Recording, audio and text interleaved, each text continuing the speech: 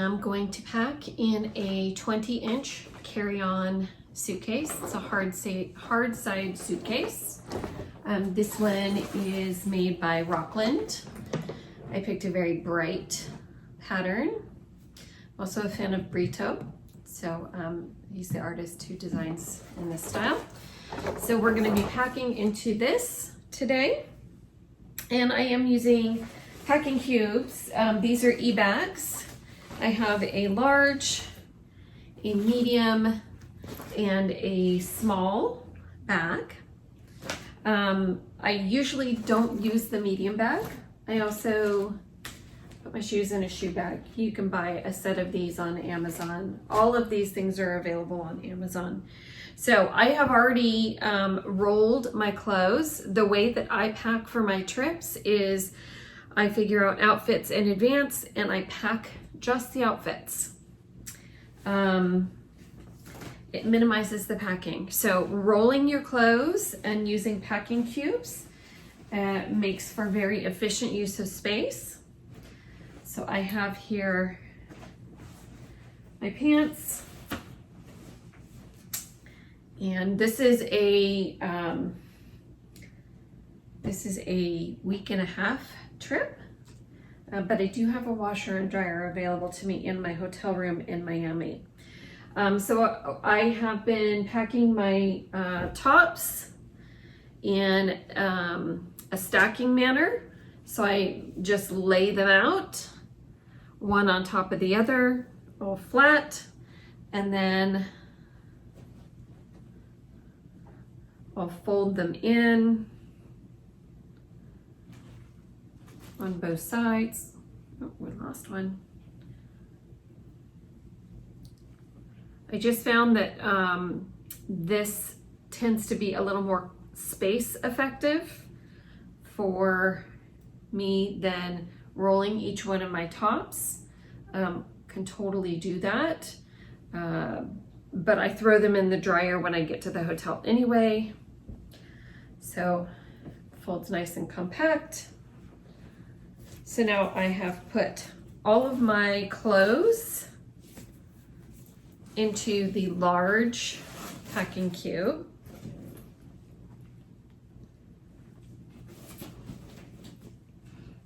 And this compresses things. So I'm also going to add my pajamas. And then this large packing cube fits perfectly on one side of the suitcase. So I'm going to slide all this over and show you. So I'm going to use the side that has the handle. There's a lot of support here where the handle is. So the handle extends, and there is a rib that goes down the center of this side of the suitcase, which makes it a little less roomy, but works great with a packing cube. So I'm just gonna put that right in that compartment. And I do have room around the edges to slide things like Clorox wipes, or things of that nature, small items. You could even put a compact umbrella in here if you wanted to. And then we have this other side of the suitcase that has the zipper compartment. It also has a little shoe section. So this is where I put my shoes and my toiletries. So I keep this bag packed because I travel so much. So this is all of my toiletries. And because I do carry on this bag often, I make sure that I keep all of my liquids at 3 ounces or less. I am TSA pre-checked, so I just stick it in the suitcase. It's all in one compartment, and they've never given me an issue before. I also purchased this little compact hair straightener, which is perfect for travel. And it comes in this little pouch. The brand is Hot Beauty Professionals. But just look for a travel curling iron or a travel flat iron. All of the things that I need on my trips are in this little pouch. So I keep a little plastic bag with laundry detergent and dryer sheets in it. But everything else that I need on each of my trips is already in here. I have a little travel size of my perfume. I have little travel size deodorants and toothpaste. And you can put 10 of these in your bag if you want. They're under 3 ounces. So as long as you don't have anything over 3 ounces and you're doing carry-on, you're fine. If you're just checking your bag, which a lot of people do not do anymore because of the cost, just make sure that if you are potentially going to carry on your bag, that your liquids are 3 ounces or less. If you do not have TSA pre-check, your liquids all have to go into a quart size Ziploc bag. This is a quart size Ziploc bag, and it just has hairspray and some shampoo and conditioner in it. So it doesn't fit very much. I have taken my liquids in a gallon size bag before, and as long as they're all in the bag, I've never had an issue with it with TSA. Even before I got pre-check, which was many, many years ago now, so it's been a while. They may have cracked down. The other thing that I really recommend that you have with you when you're traveling is a variety of Ziploc bags. Those come in very handy. I keep these in the little zipper compartment of my suitcase. That way they're always there. And when I replenish things like my laundry detergent, I also make sure that I replenish my Ziploc bags if needed. I haven't used any.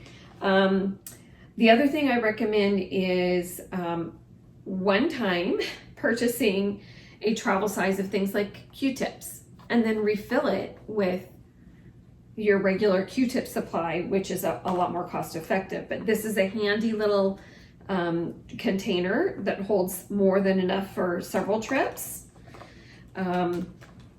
So this little bag is going to go into, I have to remember to add more laundry detergent. So this is going to go into the suitcase. And I play around with how I situate that. Shoes, and that just goes into my suitcase, and that's very pliable as well. As soon as I'm done getting ready, it will go in here, and it can fit in this size, in this side with the large bag, or it can fit over here in this side. I'll also fit my toothbrush in here, my hairbrush and comb, and then I'm ready to go. Don't forget your TSA travel lock if you are potentially going to check your bag. So this is a TSA travel lock, and it has a combination, but it also has a TSA key hole on the bottom, and that way TSA can unlock the bag without breaking your lock and making things unsecure when they're done inspecting your bag. So these are great. They're really inexpensive. You can get them at Target. You can order them off of Amazon, and then zip it up and off I go once I have it locked. So you can fit a tremendous amount into a 20-inch bag. That I have 3 little bags that I keep packed, and these go with me in my shoulder bag. So one has my EpiPens because I have allergies and medicine. The other one, I keep a iPhone charging pad and charging cables, and the these little plugs for the USB. This is an overflow bag for anything else. I drop them right into my carry-on that goes on my shoulder, and I'm good to go. So just keep in mind that you can have 2 items, and your purse, ladies, or your man bag, gentlemen, those count as 1 item. If you have any questions, feel free to drop a comment below and I will get back to you with my answers. Thanks for tuning in, guys. Happy travels. Talk to you soon.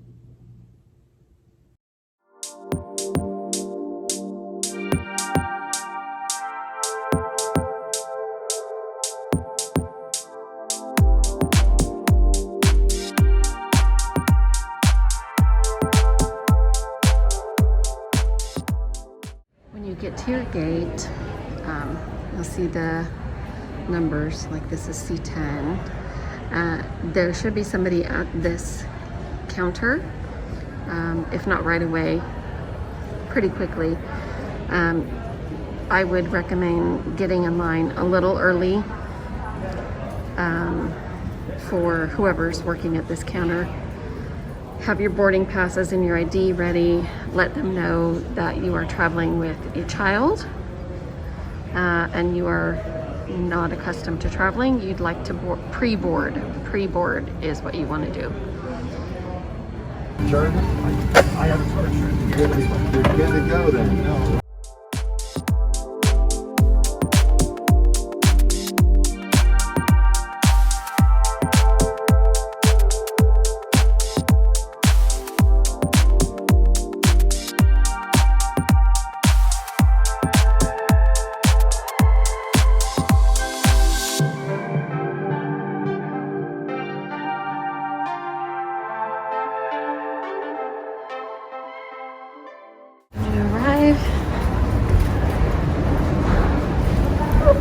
DFW.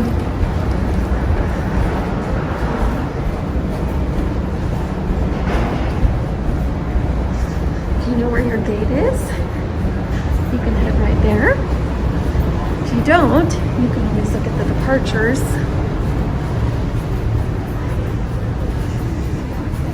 There will be connecting flights board, departures board. These are posted in various locations. These are departure boards. So if you're not sure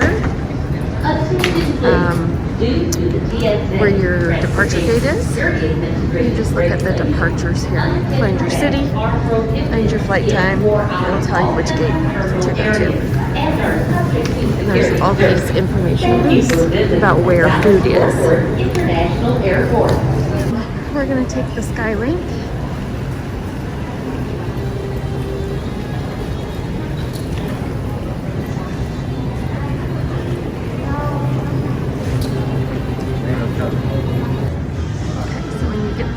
Aircraft in Dallas. You know where you're supposed to go. You look for the Skylink. It's a great way to get around the airport, change terminals.